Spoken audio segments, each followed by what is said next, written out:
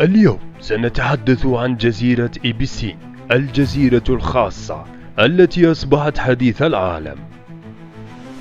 تقع الجزيرة في جزر العذراء الأمريكية، وهي صغيرة لكن شهرتها كبيرة جدا بسبب ارتباطها بالملياردير الأمريكي جيفري إبستين. إبستين متهم بإدارة شبكة استغلال جنسي لقاصرات، ما جعل الجزيرة محور تحقيقات وفضائح عالمية.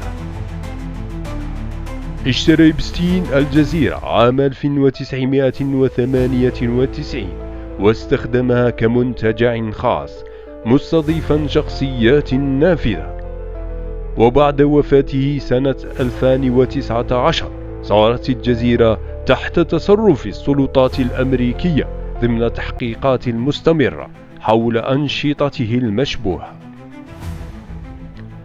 الجزيرة ارتبطت بالعديد من الاتهامات الخطرة، منها استغلال القاصرات إلى تنظيم حفلات مشبوهة مع تلميحات بزيارة شخصيات بارزة. اليوم صودرت الجزيرة وتخضع للمراقبة القانونية، وما زالت قضية إبستين تثير تساؤلات عن العدالة وحماية القاصرين.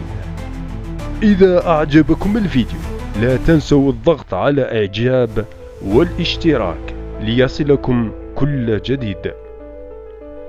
تابعونا لمزيد من القصص الغريبة والغامضة حول أماكن وأحداث أثارت العالم.